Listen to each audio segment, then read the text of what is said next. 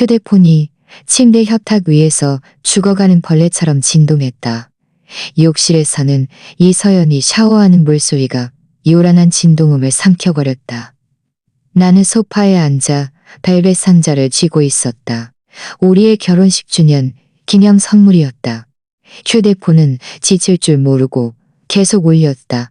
발신자 표시에는 낯선 번호가 찍혀 있었다. 자기야, 오늘 밤 내가 아주 화끈한 걸 준비했어. 언제 올 거야? 나른하면서도 어딘가 모르게 끈적한 남자의 목소리가 수화기 너머로 선명하게 들려왔다. 내 손가락은 허공에서 멈췄다. 마치 시간이 그 순간 멈춰버린 것 같았다. 귀 속은 웅웅거리고 심장은 마치 보이지 않는 손에 꽉 움켜쥐어진 득거에 멎을 지경이었다. 그 남자는 계속해서 말했다. 목소리에는 숨김없는 욕망이 가득했다. 늘 가던 그곳 기다릴게. 그 검은색 드레스 입고 와.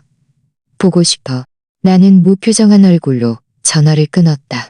아무 일도 없었던 것처럼 휴대폰을 제자리에 놓았다.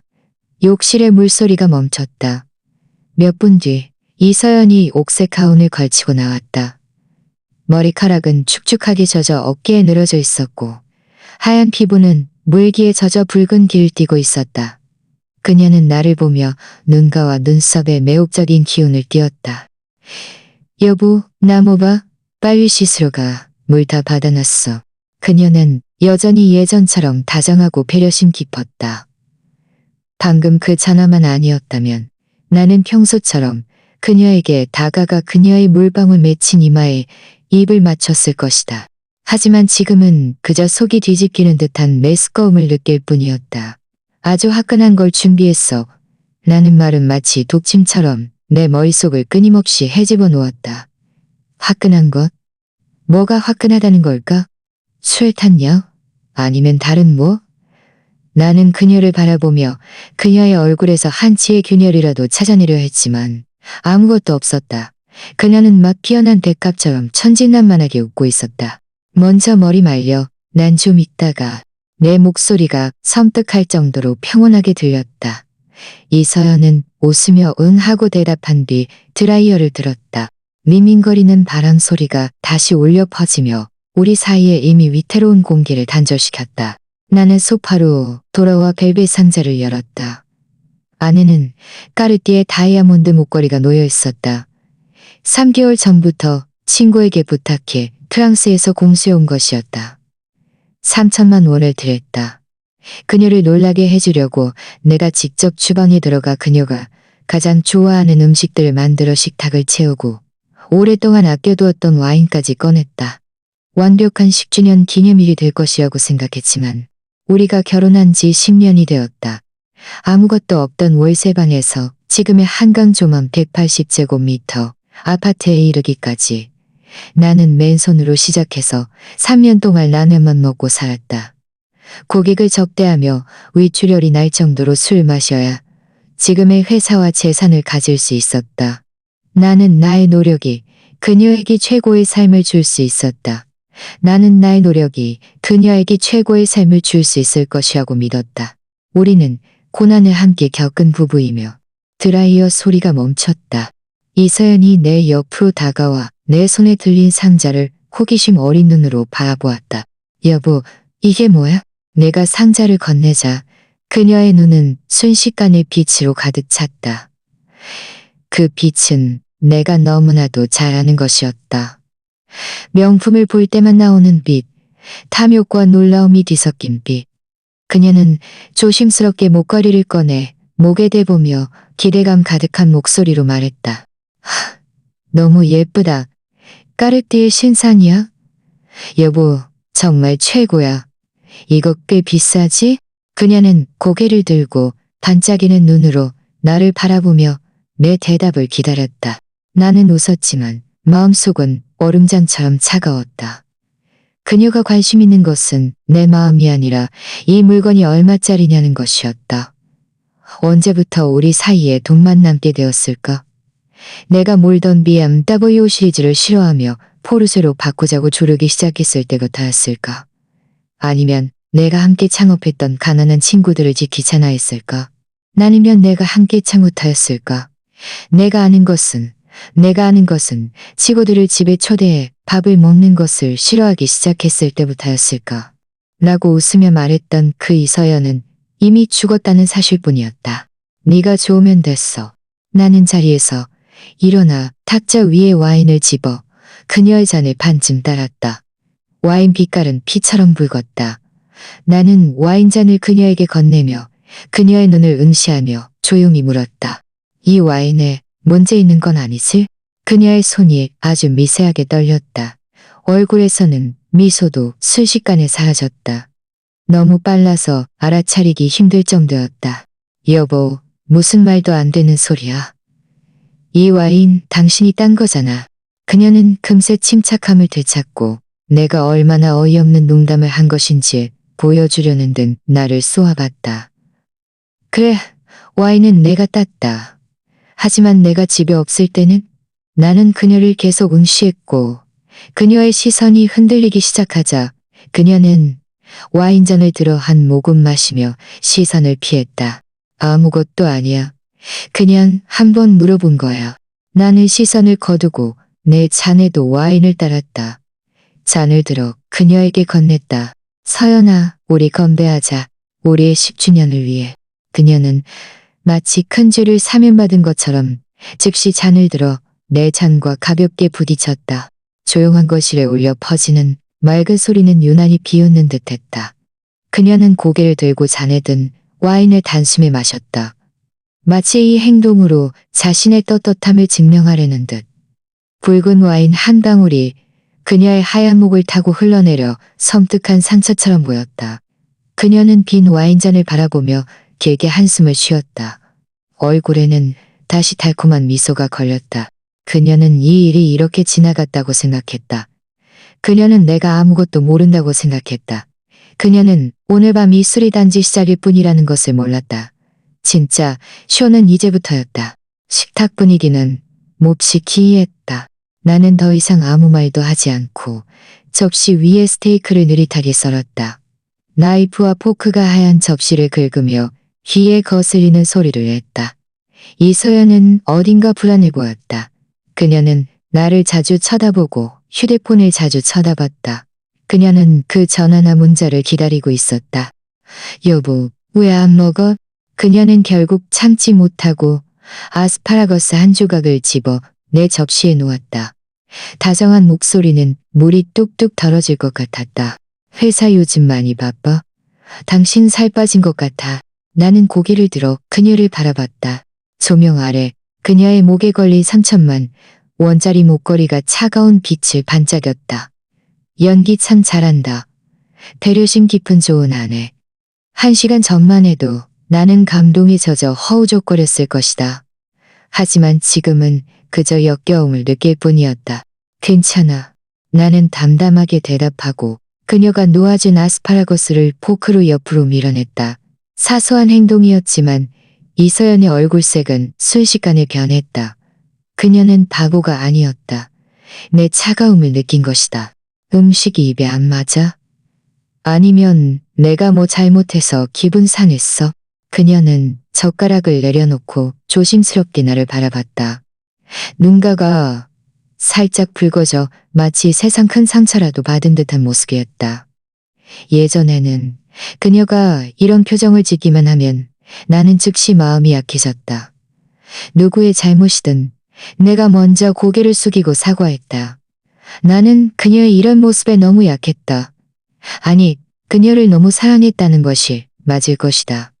그녀의 모든 변덕과 허영심, 그리고 이기심을 무시할 수 있을 무시했음. 아니야. 너무 깊게 생각하지 마. 나는 입꼬리를 비틀어 억지 미소를 지었다. 식사에 음식 시켰다. 나는 고개를 숙여 스테이크를 계속 썰었고 더 이상 그녀를 보지 않았다. 그녀는 입술을 깨물고 복잡한 눈빛으로 나를 몇 초간 응시했다. 결국 더 이상 묻지 않았다. 식사는 몹시 불편하게 이어졌다. 마침내 그녀의 휴대폰이 다시 한번 진동했다. 전화가 아니라 문자였다. 그녀는 거의 즉시 휴대폰을 집어들고 하면 잠금을 해제하는 동작이 잔상처럼 빠르게 보였다. 나는 곁눈질로 그녀를 훔쳐갔다. 그녀의 얼굴에 먼저 스치는 긴장감, 그리고 그 긴장감이 눈에 띄게 풀리면서 기쁨으로 변하는 것을 보았다. 그녀는 빠르게 문자를 타이핑했고 입꼬리는 저절로 올라갔다. 문자를 다 보낸 뒤 그녀는 휴대폰 화면을 아래로 향하게 식탁에 엎어놓았다. 이 모든 동작이 물 흐르듯 자연스러웠다. 이 모든 것을 마친 후 그녀는 고개를 들어 아무 일도 없었던 것처럼 내게 미소 지었다. 여보, 나 배불러. 그녀는 자리에서 일어나 당신 샤워, 물 받아줄게 라고 말했다. 나는 그녀가 욕실로 들어가는 뒷모습을 바라보며 식탁 위에 냅킨을 들어 입을 닦았다. 그리고 그녀의 휴대폰을 집어들었다. 망설임 없이. 비밀번호는 그녀의 생일이었다. 10년 동안 한 번도 변하지 않았다. 휴대폰 잠금이 해제되었고 화면은 여전히 채팅창에 머물러 있었다. 상대방의 이름은 박태영 사장님으로 저장되어 있었다. 프로필 사진은 골프를 치는 남자의 뒷모습이었다. 나는 그 뒷모습을 알아봤다. 박태영. 우리 회사의 경쟁사 대표이자 웃는 얼굴로 뒤로는 온갖 지저분한 짓을 서슴지않는 악명 높은 인물. 이서연이 그와 함께할 줄은 꿈에도 생각지 못했다. 나는 채팅 기록을 눌렀다. 가장 최근 메시지는 박태영이 방금 보낸 것이었다. 자기야, 무슨 일이야? 왜 내 전화 끊었어? 이서연의 답장은 3분 전에 전송된 것이었다. 방금은 불편해서 여보가 옆에 있었거든. 그쪽은 준비 다 됐어? 걱정 마. 술에 약 탔으니까 오늘 밤 여보 죽은 듯이 잠들게 할 거야. 언제 올 거야? 급할 거 없어. 그 사람 잠들면 갈게. 그 계약서 있는 위치 알아내야지. 빨리 와. 자기야, 나 더 이상 못 기다리겠어. 그 뒤에는 눈 뜨고 볼 수 없는 사진 한 장이 첨부되어 있었다. 내 숨이 순간 멎었다. 손톱이 손바닥을 깊숙이 파고들었다. 날카로운 통진이 마지막 이성을 붙잡아 주었다. 계약서. 그들이 원하는 것은 내 아내뿐만이 아니라 내 사업까지였다. 그들은 나를 모든 것을 잃게 만들고 싶었던 것이다. 아, 정말 대단하군. 나는 분노를 느끼지 못했다. 그저 발끝에서부터 정수리까지 차가운 기운이 솟아오르는 것을 느꼈다. 나는 내 휴대폰을 들고 이서연의 채팅 기록을 한 장 한 장 찍었다. 사진을 다 찍은 후 채팅 기록을 깨끗하게 지웠다. 그리고 휴대폰을 제자리에 놓았다. 이 모든 것을 마쳤을 때 이서연이 욕실에서 나왔다. 여보, 물 다 받아놨어. 얼른 가서 씻어. 그녀는 웃으며 나를 재촉했다. 눈빛에는 알아차리기 힘든 기대감과 조급함이 엿보였다. 그녀는 내가 그 술을 마시고 샤워를 한 뒤 죽은 듯이 잠들기를 기다리고 있었다. 그래야 그녀가 그 박태영에게 가서 내 사업 비밀을 훔칠 기회를 만들 수 있을 테니까. 나는 천천히 자리에서 일어났다. 식탁 위에 술잔에 담긴 와인을 들었다. 이서연의 시선은 내 손에 고정되어 있었다. 나는 그녀를 보며 미소 지었다. 서연아, 기억나? 3년 전 네 생일날도 이 와인을 마셨잖아. 나는 잔 속의 와인을 흔들며 나지막이 말했다. 이서연은 움찔했다. 그녀의 눈빛에 혼란스러움과 죄책감이 스쳐 지나갔다. 그랬나? 너무 오래돼서 기억이 잘 안 나네. 그래? 내 목소리가 차가워졌다. 나는 아주 선명하게 기억해. 그날 내가 미리 레스토랑을 예약하고 장미 구구소미를 사서 너를 놀라게 해주려고 했어. 내가 전화했을 때 너는 친구랑 쇼핑 중이라고 했지. 하지만 서연아, 그날 밤 나는 그 레스토랑 지하 주차장에서 네가 벤틀리에서 내리는 걸 봤어. 운전하던 사람은 바로 박태영이었지. 내가 한 문장씩 말할 때마다 이서연의 얼굴은 점점 더 창백해졌다. 마침내 그녀의 얼굴에는 핏기 하나 없이 새하얗게 질려버렸고 입술은 떨렸지만 아무 말도 하지 못했다. 나는 그 와인잔을 그녀 앞에 내밀었다. 눈빛에는 한치의 온도도 없었다. 오늘 이 와인이 그 사람 차 안에서 마시던 와인과 맛이 어떻게 다른지 말해줄 수 있을까? 이서연의 몸이 떨리기 시작했다. 그것은 추위 때문이 아니라 뼛속까지 스며드는 억누를 수 없는 공포 때문이었다. 여보, 당신 내 말 좀 들어봐. 그녀의 목소리는 사포에 긁힌 듯 건조하고 쉬어 있었다. 당신이 생각하는 그런 거 아니야. 나 박태영 사장님이랑 우리는 그냥 평범한 친구야. 평범한 친구? 평범한 친구가 한밤중에 차 안에서 네가 울면서 싫어라고 말하게 해? 나는 너무나도 선명하게 기억한다. 그날 밤 나는 바보처럼 레스토랑 앞에서 2시간이나 그녀를 기다렸다. 레스토랑이 문을 닫을 때까지도 그녀는 나타나지 않았다. 내가 전화했을 때 그녀는 친구가 실현단에서 밤샘하며 위로해줘야 한다고 말했다. 나는 믿었다. 심지어 그녀의 친구 집 아래까지 차를 몰고 가서 나는 믿었다.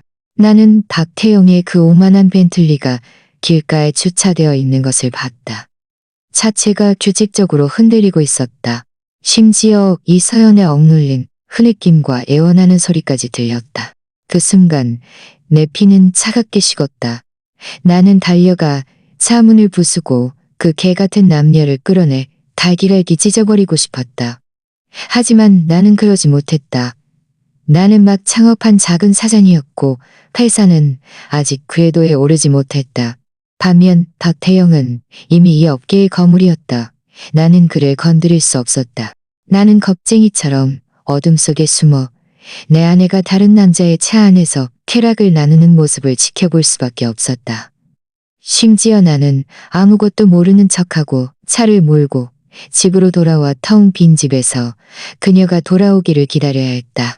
새벽 3시 그녀가 돌아왔다. 온몸에 술 냄새와 다른 남자의 향기를 풍기며 그녀는 친구가 술에 취해 자기에게 토했다고 말했다.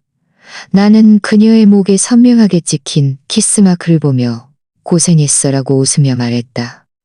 그날부터 나는 내 머리 위의 초원이 이미 푸르게 변했다는 것을 알았다. 나는 3년 동안 참았다. 나는 기회를 기다렸다. 박태영을 뿌리째 뽑아버릴 수 있는 기회를. 나는 나의 인내와 양보가 이서연의 작은 죄책감과 자제를 이끌어낼 수 있을 것이라고 생각했다. 하지만 지금 보니 내가 틀렸다. 나의 양보는 그녀의 더한 만행과 오만을 가져왔을 뿐이었다. 그녀는 내 사람까지 욕심냈다. 평범한 친구? 나는 비웃으며 와인잔을 식탁에 3개 내려놓았다. 붉은 와인이 튀어 하얀 식탁보에 번져나갔다. 마치 활짝 피어난 죄악의 꽃처럼.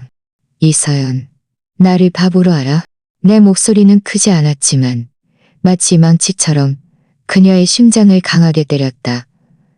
그녀는 내가 무서워 한 발짝 뒤로 물러섰다. 얼굴은 종이처럼 창백했다. 아니야, 여보, 믿어줘. 나 당신만 사랑해. 그녀는 달려와 내 팔을 잡으려 했지만 나는 뒤로 물러서며 그녀의 손을 피했다. 그녀의 손은 허공에 뻘쭘하게 멈췄다. 눈물은 끊어진 구슬처럼 뚝뚝 떨어졌다. 인정해. 박태영 사장님이 나에게 마음이 있었고 쫓아다니기도 했어. 하지만 나는 한 번도 받아들인 적 없어. 3년 전 그날은 그 사람이 나를 만취하게 만들어서 나는 아무것도 몰랐어. 내가 피해자야. 그녀는 연기를 시작했다. 이것은 그녀의 특기였다. 모든 책임을 다른 사람에게 전가하고 자신을 순수하고 가련하며 악인에게 농락당한 백합처럼 보이게 만드는 것. 그럼 오늘 밤에는 왜 그 사람 술에 약을 탔어? 나는 한 발짝씩 다가가며 칼날 같은 시선으로 그녀의 눈을 꿰뚫어 보았다. 너 그 사람이랑 만나기로 한 거 아니었어? 내가 잠들면 내 계약서 훔치러 갈 생각 아니었어? 이서연의 동공이 급격히 수축했다. 그녀는 믿을 수 없다는 듯 나를 바라봤다. 마치 낯선 사람을 보는 것처럼. 당신 어떻게 알았어? 그녀는 무심코 내뱉었지만 말이 나오자마자 후회했다. 서둘러 입을 막았지만 이미 늦었다. 그녀는 스스로 자백한 것이다. 나는 그녀의 당황한 모습을 바라보며 마음속마저 완전히 사라지는 것을 느꼈다. 결국 그녀는 거짓말조차 제대로 할 생각이 없었던 것이다. 내가 어떻게 알았냐고? 나는 천천히 내 휴대폰을 들어 올렸다. 화면에는 그녀와 박태영의 눈뜨고 볼 수 없는 채팅 기록이 있었다. 자기야, 오늘 밤 내가 아주 화끈한 걸 준비했어. 그 계약서 있는 위치 알아내야지. 빨리 와. 자기야, 나 더 이상 못 기다리겠어. 나는 그 말들을 한 문장씩 읽어 내려갔다. 한 글자 한 글자가 마치 뺨을 강하게 때리는 듯 했다. 이서연의 몸이 흔들렸고 거의 서 있을 수 없을 지경이었다. 그녀는 내 휴대폰 화면의 사진을 보고 얼굴의 핏기가 순식간에 사라졌다. 아니야. 이건 내가 아니야. 그녀는 마지막까지 발버둥 쳤지만 목소리는 이미 떨려서 제대로 나오지 않았다. 여보, 이거 조작된 거야. 박태영 그 사람이 나를 함정에 빠뜨린 거야. 그 사람이 우리 부부 사이를 망치고 싶어 하는 거야. 그래? 나는 휴대폰을 내리고 그녀 앞으로 다가갔다. 나는 그녀보다 머리 하나는 더 컸다. 위에서 아래로 그녀를 내려다보며 비웃음과 차가움이 가득한 눈빛으로 말했다. 그럼 지금 박태영 사장님한테 전화 걸어서 우리 앞에서 대질 신문이라도 해볼까? 그 사람이 정말 너를 함정에 빠뜨린 건지 아닌지 한번 볼까? 말하면서 나는 그녀의 휴대폰을 꺼내 박태영 사장님의 번호를 찾았다. 이서연의 눈에 마침내 절망이 드러났다. 그녀는 달려들어 내 휴대폰을 빼앗으려 했다. 안 돼. 전화하지 마. 그녀는 비명을 질렀다. 목소리는 처절했다. 이 순간 그녀의 모든 위장은 산산조각 났다. 나는 쉽게 그녀의 손목을 움켜쥐었다. 힘이 너무 세서 그녀는 비명을 질렀다. 왜? 무서워? 나는 그녀의 귀에 대고 우리 둘만 들을 수 있는 목소리로 한 문장씩 말했다. 네 박태영 사장님이 전화하다가 말 실수할까봐 무서워? 아니면 내가 그 사람을 집으로 초대해서 너희 둘이 앞에서 대질하는 게 무서워? 이서연, 너와 그 사람의 더러운 짓들을 내가 조금도 모른다고 생각했어? 지난 3년 동안 너와 그 사람이 얼마나 많은 당을 잡고 얼마나 많은 호텔에 갔는지 내가 한번 되새겨줄까? 네가 내 카드로 그 사람에게 사준 명품 시계와 스포츠카들. 영수증이 내 이메일에 아직 다 남아있어. 내가 말하지 않았다고 해서 모르는 게 아니었어. 나는 단지 너에게 기회를 주고 있었을 뿐이야. 나는 손을 놓으며 역겹다는 듯 그녀를 뿌리쳤다. 마치 더러운 것을 털어내듯이. 너는 전혀 소중히 여길 줄 몰랐어. 이서연은 바닥에 주저앉아 썩은 진흙처럼 널브러졌다. 그녀는 나를 바라봤다. 눈빛에는 공포, 충격, 그리고 미세한 분함이 가득했다. 당신 다 알고 있었어? 언제부터 알고 있었는데? 3년 전부터. 나는 평온하게 세 글자를 내뱉었다. 이 세 글자는 마치 세 개의 칼날처럼 그녀의 마지막 환상을 산산조각 냈다. 그녀의 몸이 격렬하게 떨리기 시작했다. 그럼 당신이 3년 전부터 알고 있었다면 왜 나한테 말하지 않았어? 왜 나한테 계속 잘해줬어? 그녀는 이해할 수 없었다. 그래, 그녀가 어떻게 이해하겠는가? 그녀의 세상에는 이익과 계산밖에 없었다. 나 같은 인내심 강하고 복수심에 미친 사람을 그녀는 영원히 이해하지 못할 것이다. 나는 그녀를 보며 갑자기 웃음이 나왔다. 배신한 여자와 무슨 말을 더 할 필요가 있겠는가? 나는 네가 꼬리를 잡히기를 기다리고 있었으니까. 나는 소파로 가서 재킷을 집어 입었다. 그리고 너희 둘을 함께 지옥으로 보낼 기회를 기다리고 있었어. 그리고 오늘 그 기회가 찾아왔군. 나는 넥타이를 정리하고 마지막으로 그녀를 한번 쳐다봤다.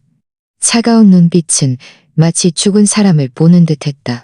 이 술 마셔. 나는 그녀가 직접 내게 준비해준 그 화끈한 것이 담긴 잔을 가리켰다. 마시고 푹 자. 날이 밝으면 내 변호사가 너를 찾아올 거야. 우리 이혼해. 나는 이혼이라는 두 글자를 말하고는 미련 없이 몸을 돌려 걸어 나갔다. 뒤에서 이서연의 비명 섞인 흐느낌이 들려왔다. 김민준, 당신 이럴 수 없어. 당신 사기꾼이야. 나를 3년 동안 속였어. 그녀는 바닥에서 기어 올라와 나를 쫓아오려 했다. 당신 내가 박태영이랑 그랬던 거 다 알면서도 나한테 그렇게 잘해줬어. 당신 일부러 그랬지? 나 비웃으려고? 나 이혼 안 해. 죽어도 이혼 안 해. 김민준, 돌아와. 그녀의 목소리는 날카롭고 귀에 거슬렸다. 원망으로 가득했다. 마치 잘못한 사람이 나인 것처럼. 바람 피운 건 그녀이고 약을 탄 것도 그녀이며 외부인과 공모하여 나를 망치려 한 것도 그녀였다. 그런데 결국 내가 사기꾼이 되었다니 정말 어이가 없었다. 나는 뒤돌아보지 않고 문으로 곧장 걸어갔다. 문을 열자 두 사람이 서 있었다. 내 변호사 최 선배와 내가 모르는 제복 입은 남자였다. 나를 보자 최 변호사가 고개를 끄덕였다. 최 선배님, 다 준비됐습니까? 내가 묻자 그는 옆으로 비켜서서 그들이 들어오게 했다. 이서연의 울음소리가 갑자기 뚝 그쳤다. 그녀는 얼떨떨하게 제복 입은 남자를 바라보고 다시 나를 바라봤다. 눈빛에는 공포와 이해할 수 없다는 표정이 가득했다. 당신들 누구야? 김민준, 당신 뭐 하려는 거야? 나는 그녀를 무시했다. 최 선배에게 말했다. 상황은 다 아시죠? 이제 나머지는 맡기겠습니다. 최 변호사는 안경을 밀어 올리며 서류 가방에서 서류를 꺼냈다. 이서연 씨, 안녕하십니까? 저는 김민준 씨의 대리 변호사 최 선배입니다. 이분은 공증사무소 김 과장님이십니다.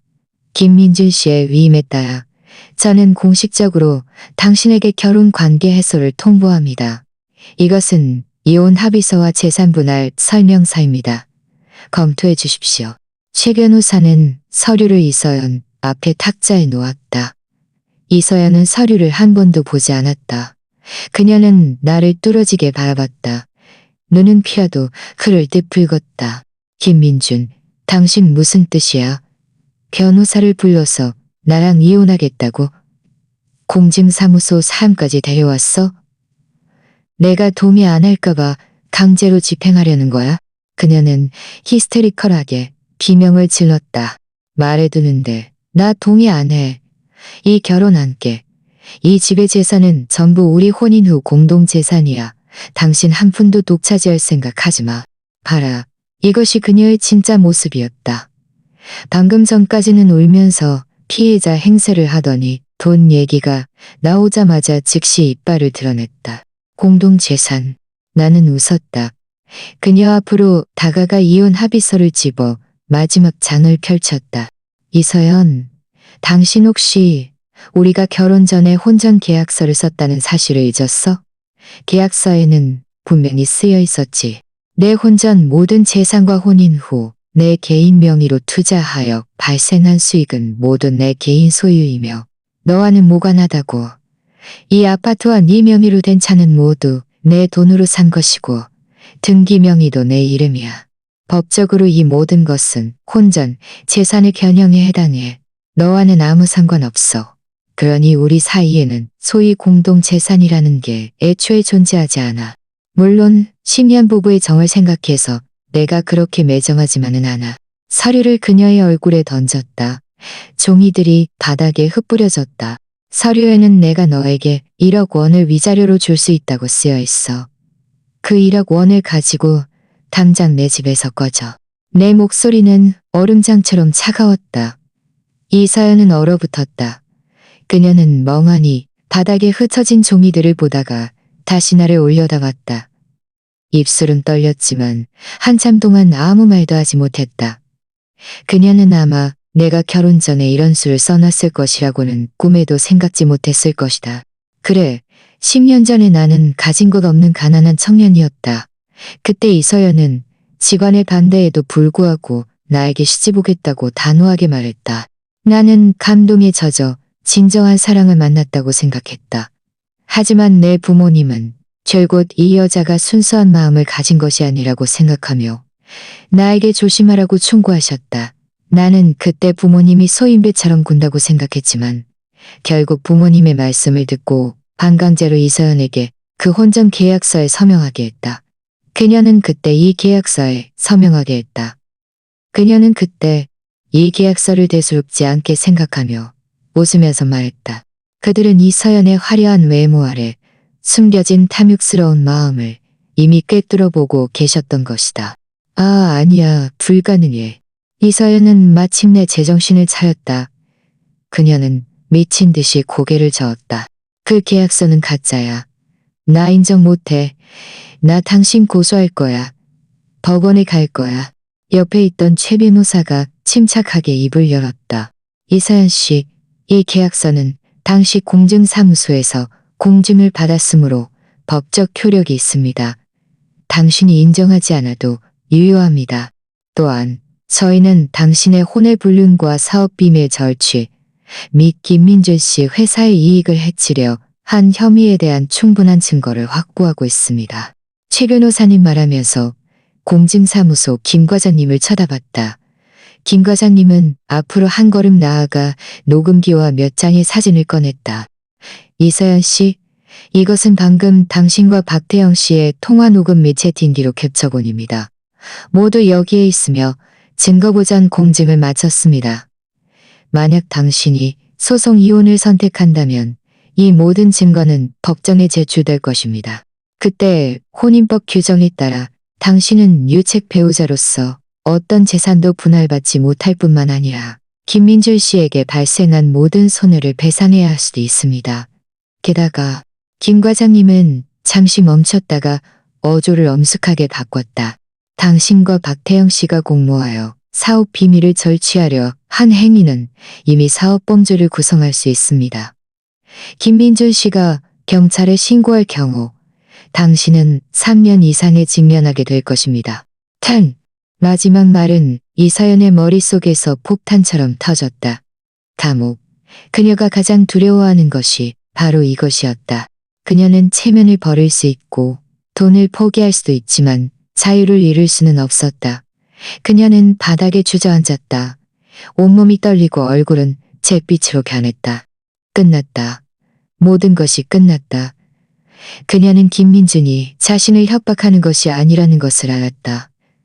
이 남자는 3년 동안 인내하며 이렇게 큰 판을 짰고 자신과 박태영을 함께 지옥으로 몰아넣으려 하고 있었다. 그는 조금도 자비를 베풀지 않을 것이다. 그녀의 비참한 모습을 바라보며 내 마음에는 한치의 쾌감도 없었다. 그저 황량하고 비참한 감정만이 가득했다. 10년의 부부 생활이 결국 여기까지 오게 될 줄이야. 나는 깊이 숨을 들이쉬며 마음속에 그 어리석은 슬픔을 억눌렀다. 서명해. 나는 펜을 그녀 앞에 던졌다. 서명하고 돈 가지고 떠나. 지난 일은 묻지 않을게. 이것이 내가 너에게 주는 마지막 기회이자 내 자신에게 이 10년의 헛된 세월에 대한 마지막 정리야. 이서연은 마지막 지푸라기라도 잡는 듯 나를 올려다봤다. 눈에는 간청이 가득했다. 그녀는 아무 말도 하지 않고 그저 끊임없이 눈물을 흘렸다.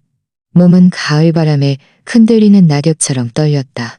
예전 같았으면 그 눈물 어린 모습에 내 마음이 찢어졌을 테지만 지금은 그저 역겨움을 느낄 뿐이었다. 최 변호사가 그녀가 서명하지 않는 것을 보고 미간을 찌푸리며 입을 열려 했다. 나는 손을 들어 그를 제지했다. 이서연은 관작을 봐야 눈물을 흘리는 사람이라는 것을 나는 알고 있었다. 그녀의 모든 퇴로를 막지 않으면 그녀는 결코 순순히 받아들이지 않을 것이다. 나는 그녀 앞으로 다가가 무릎을 꿇고 그녀와 눈높이를 맞췄다. 너는 네가 서명하지 않으면 내가 너를 어떻게 할 수 없을 거라고 생각하는 거야? 박태영이 너를 구해주러 올 거라고 아직도 생각하는 거야? 아니면 그 사람이 너를 위해 나와 죽을 힘을 다해 싸울 거라고 생각하는 거야?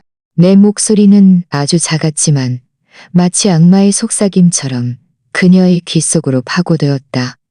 이서연의 동공이 격렬하게 떨렸다. 나는 웃었다. 이서연, 너는 너 자신을 너무 과대평가했고 박태영을 너무 과소평가했어. 너는 그 사람에게 무엇이지? 그저 장난감일 뿐이야. 그 사람이 너를 진심으로 사랑한다고 생각해? 바보 같은 소리마. 그 사람은 그저 내 아내라는 신분이 그에게 주는 자극과 정복감만을 사랑했을 뿐이야. 이제 그 신분이 사라졌는데 그 사람이 너를 한 번이라도 더 쳐다볼 것 같아. 이서연의 얼굴은 점점 더 창백해졌다. 내 말은 칼날처럼 그녀의 마지막 어리석은 자존심을 한 조각 한 조각 도려냈다. 나는 더 가까이 다가가 목소리를 더 낮췄다. 너는 내가 3년 동안 아무것도 하지 않았다고 생각하는 거야? 박태영 회사 재정 누락, 탈세 증거, 공무원 뇌물 수수네요. 이 모든 것들이 지금 어디에 있다고 생각해? 나는 그녀의 눈을 응시하며 한 글자 한 글자 말했다. 그것들은 지금 감사원 사무실 책상 위에 있어. 너는 지금 그 사람이 너를 구하러 오는 길이라고 생각해? 아니면 조사받으러 끌려가는 길이라고 생각해? 이서연의 눈이 크게 뜨였다. 믿을 수 없다는 표정이 가득했다. 그녀는 입을 벌려 뭔가 말하려 했지만 아무 소리도 낼 수 없었다. 목구멍에서는 헐떡거리는 찢어진 풍금 같은 소리만 났다. 그녀는 믿지 않았다. 평범한 무명 사장인 내가 박태영 같은 거물을 쓰러뜨릴 능력이 있을 리 없다고 믿지 않았다. 그래, 표면적으로는 내 회사 규모가 박태영 회사의 10분의 1도 되지 않았다. 하지만 그녀는 내가 3년 동안 밤낮 없이 일하는 미친 듯이 사업을 확장한 이유를 몰랐다. 내가 끌어모은 인맥과 사귄 친구들은 대체 무엇을 위한 것이었을까? 나는 회사, 유동자금 대부분을 겉으로 보기에는 전혀 관련 없는 첨단 기술 프로젝트에 투자했다. 모든 사람이 내가 미쳤다고 생각했지만 나 자신만이 그 프로젝트 뒤에 누가 서 있는지 알고 있었다. 내 대학 시절, 내 옆 침대에서 자던 형제 같은 친구 정우진. 그는 지금 서울 강남 그쪽에서 가장 잘 나가는 자본가였다. 나는 계속 기다렸다. 내 날개가 굳건해지기를, 정우진의 계획이 완성되기를, 박태영을 한 방에 끝장낼 기회를. 그리고 오늘 밤 이서연은 그 기회를 내 손에 직접 가져다 주었다. 그녀가 내 술에 약을 탔다는 것을 확인한 후 나는 정우진에게 마지막 문자를 보냈다. 이제 거둬들여도 된다. 시간을 계산해보면 박태영은 지금쯤 차 마시러 불려갔을 것이다. 띵동. 초인종 소리가 울려 퍼졌다. 죽은 듯한 정적을 깨뜨렸다. 모두가 잠시 멈칫했다. 이서연의 눈에 갑자기 한 줄기 희망의 빛이 번뜩였다. 박태영이었다. 분명 박태영이 자신을 구하러 온 것이었다. 그녀는 바닥에서 일어나 문을 열려고 몸부림쳤다. 나는 움직이지 않고 그저 그녀를 바라봤다. 마치 어리광대를 보는 것처럼. 최 변호사가 다가가 문을 열었다. 그러나 전화 화면에 나타난 것은 초조한 얼굴이었다. 박태영이 아니었다. 이서연의 어머니였다. 빨리 문 열어. 네 아빠가 잡혀갔어. 장모님의 목소리는 날카롭고 당황스러웠으며 울음 섞인 목소리였다. 이서연의 동작이 굳었다. 그녀는 멍하니 화면을 바라봤다. 마치 어머니가 무슨 말을 하는지 이해하지 못하는 것처럼. 무슨 말이야? 우리 아빠가? 네 아빠가 박태영한테 검은 돈 받은 거 누가 신고했대? 방금 감사원 사람들이 데려갔어. 서연아, 대체 이게 무슨 일이야? 그리고 네 동생도 박태영 회사에 다니는데 같이 잡혀갔대. 공금 횡령 혐의래. 우리 집이 대체 무슨 죄를 지었길래 이래? 장모님은 문 밖에서 통곡했다. 이서연의 머릿속은 웅웅거리며 하얗게 피어버렸다. 그녀의 아버지는 건설교통부의 작은 간부였다. 지난 몇 년 동안 직위를 이용해 박태영의 프로젝트에 특혜를 주고 박태영으로부터 적지 않은 이득을 취했다. 그녀의 남동생은 대학 프로젝트에 특혜를 주고 박태영으로부터 적지 않은 이득을 취했다. 이 때문에 그녀는 친정 식구들 앞에서 어린 나이에 부서장이 되었고 월급도 엄청나게 많았다. 이제야 그녀는 그것이 배려가 아니라 독약이었다는 것을 알았다. 박태영은 그들 가족 모두를 수렁에 빠뜨렸고 나는 그저 가볍게 밀어붙였을 뿐인데 그들 가족 모두가 돌이킬 수 없는 나약으로 떨어졌다. 이서연은 천천히 고개를 돌려 나를 바라봤다. 그 눈빛은 독이 든 얼음 같기도 했고 지옥의 불길처럼 타오르기도 했다. 그녀는 모든 것을 이해했다. 3년 전 내가 그녀의 외도를 발견한 순간부터 이 판은 이미 짜여 있었다. 나는 그녀를 망치고 박태영을 망치고 박태영을 망치고 그녀의 피 빨아먹는 듯한 친정 식구들까지 망치려 한 것이었다. 나는 그녀를 모든 것을 잃게 만들고 싶었던 것이다. 김민철. 그녀는 이를 악물고 내 이름을 쥐어짜냈다. 좋아. 나는 웃으며 그 펜을 다시 그녀 앞에 던졌다. 이제 서명할 수 있겠어? 이번에는 그녀가 더 이상 주저하지 않았다. 그녀는 떨리는 손으로 펜을 집어 이온 합의서에 자신의 이름을 서명했다. 한 획 한 획이 마치 온몸에 힘을 다하는 것 같았다. 서명을 마친 그녀는 모든 기력을 소진한 듯 바닥에 쓰러져 꼼짝도 하지 않았다. 최 변호사가 앞으로 나아가 합의서를 거두었다. 김 사장님, 일은 다 처리됐습니다. 나는 고개를 끄덕였다. 고생하셨습니다. 김 과장님께도 말했다. 김 과장님도 수고 많으셨습니다.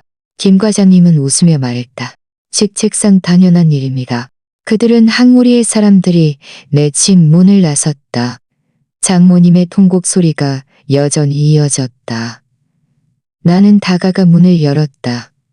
장모님은 나를 보자마자 미친 듯이 달려들었다. 김민준이 은혜도 모르는 배은망덕한 놈. 너지? 네가 우리 집을 망쳤지? 장모님의 손톱이 내 팔을 거의 핥히었다. 비명소리는 날카롭게 밤하늘을 찢었다. 복도 센서등이 진동으로 흔들렸다. 이 양심 없는 놈. 우리 서연이가 10년 동안 얼마나 고생했는데. 네가 이런 식으로 보답해? 네가 우리 집을 이렇게 만들었으니 나 너랑 죽을 때까지 싸울 거야. 나는 무표정한 얼굴로 그녀의 손목을 움켜쥐었다. 살짝 힘을 주자 그녀는 아파하며 손을 놓았고 뒤로 몇 발짝 물러났다. 나랑 10년 고생했다고? 나는 비웃으며 방 안에 널브러져 있는 이서연을 훑어봤다. 그녀가 나와 함께한 것은 3년간의 배신과 10년간의 계산이었어. 너희 가족이 박태영의 검은 돈을 받고 이득을 취할 때는 오늘 같은 날이 올 거라고 생각하지 않았어? 검은 돈? 무슨 검은 돈? 장모님은 얼굴이 참백해졌지만 여전히 모르는 척 연기했다. 하지만 박 사장님이 우리에게 자발적으로 준 거잖아? 서연이는 능력이 있어서 그런 거지. 네가 질투나서 일부러 우리 가족을 해코지한 거지. 나는 휴대폰을 꺼내 이미 준비해둔 파일을 열었다. 화면에는 이서연 아버지의 뇌물수수, 은행거래 내역과 박태영과의 통화 녹음, 그리고 그녀의 남동생이 치기를 이용해 회사 재산을 횡령한 장부 내역이 있었다. 이 증거들은 이미 감사원과 검찰에 제출했어. 아, 그리고 자발적인 건지 뇌물인지는 법이 답해줄 거야. 장모님은 다가와 휴대폰 화면의 내용을 확인한 후 다리가 풀려 벽에 기대앉았다. 울음소리는 순간 약해졌고 절망적인 흐느낌만 남았다. 어떻게 이런 게... 서연아, 너는 말 좀 해봐. 그녀는 고개를 돌려 방 안의 이서연을 바라봤지만 이서연은 영혼 없는 꼭두각시처럼 눈동자 없는 시선으로 바닥을 응시하며 꼼짝도 하지 않았다. 나는 더 이상 그들과 얽히고 싶지 않아 휴대폰을 꺼내 경비실에 전화했다. 여보세요. 18동 1501호 주민입니다. 두 분 좀 와주세요. 저희 집 앞에서 누가 소란을 피워서 이웃들에게 방해가 됩니다. 전화를 끊고 나는 문턱에 기대어 눈앞의 모녀의 비참한 모습을 바라봤다. 마음속에는 어떤 동정심도 없었다. 예전에 이서연 아버지는 박태영에게서 받은 돈으로 내 회사 입찰의 가장 중요한 시기에 고의로 승인 절차를 지연시켰다. 그녀의 남동생은 박태영 회사에서 여러 차례 내 회사 프로젝트 정보를 유출했다. 이 모든 빚들을 나는 하나하나 기억하고 있었다. 이제 겨우 원금과 이자를 받아내는 것뿐이었다. 몇 분 뒤 경비원 2명이 도착했다. 국도 상황을 보고 내 차가운 얼굴을 보더니 즉시 말리기 시작했다. 어머님, 일단 일어나세요. 말씀 잘하시고 여기서 다른 분들께 방해되지 않게 해주세요. 장모님은 여전히 발버둥 쳤지만 경비원들에게 팔을 붙잡혀 부축을 받았다. 그녀는 고개를 돌려 나를 노려봤다. 눈에는 원망과 증오가 가득했다. 김민준, 너 천벌 받을 거야. 내가 귀신이 돼서라도 너를 가만두지 않을 거야. 나는 비웃으며 문을 닫았다. 그녀의 저주를 밖으로 차단했다. 방 안은 순간 죽은 듯이 고요해졌다. 이서연의 숨소리만 들릴 뿐이었다. 나는 탁자로 가서 마시지 않은 와인잔을 들었다. 와인을 쓰레기통에 부었다. 붉은 와인이 하수구를 타고 흘러내려갔다. 마치 이 10년 별은 생활 속에 남아있는 끝없는 더러움과 추악함처럼. 그리고 나는 허리를 굽혀 흩어진 이혼 합의서를 주어 최 변호사의 조수에게 건넸다. 그는 마무리 작업을 돕기 위해 남았다. 내일 아침 일찍 이 합의서를 구청에 보내서 등록하고 겸사겸사 부동산과 차량 명의 이전 절차도 처리해줘. 그녀의 모든 관련 정보를 완전히 삭제. 조수는 고개를 끄덕이며 조심스럽게 서류를 챙겼다. 김 사장님, 이서연 씨는 임시로 이곳을 떠나도록 조치할까요? 나는 이서연을 바라봤다. 그녀는 여전히 바닥에 널브러져 있었다. 머리카락은 헝클어져 있었고 가오는 이미 느슨하게 몸을 감싸고 있었다. 예전의 우아함은 찾아볼 수 없었다. 2시간을 줄게. 자기 물건 정리해서 떠나라고 해. 기억해. 개인 물품만 가져가도록 해. 이 집에 속한 어떤 물건도 한 점도 가져갈 수 없어. 조수는 묵묵히 서서 기다렸다.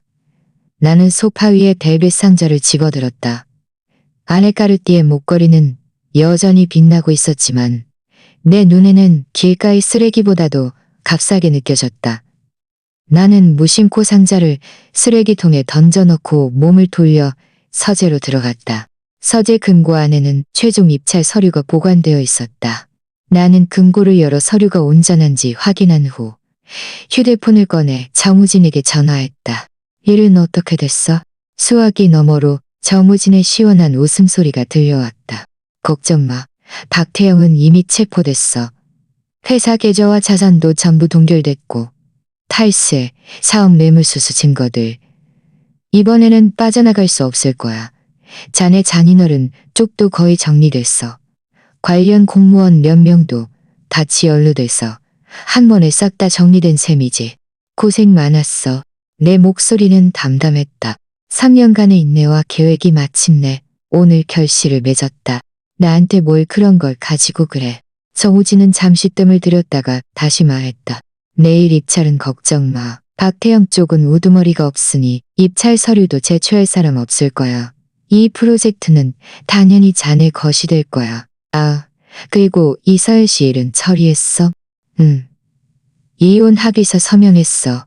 나머지는 변호사가 처리할 거야. 나는 창밖의 한강 야경을 바라봤다. 밤은 깊었고 강바람은 미지근한 기운을 싣고 불어와 3년 동안 팽팽했던 내 신경을 마침내 풀어주었다.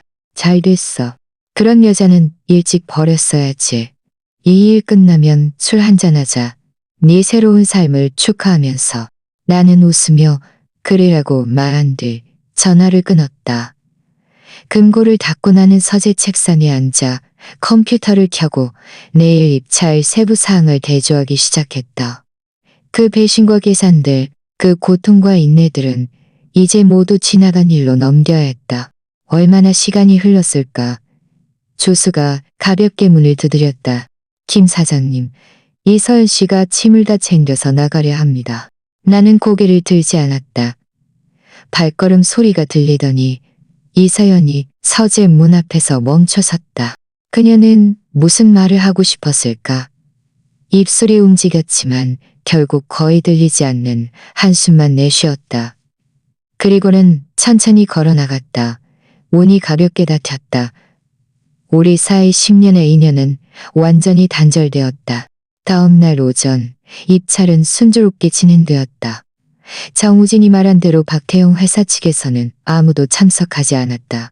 우리 회사는 의심할 여지 없이 이 대형 프로젝트를 따냈다.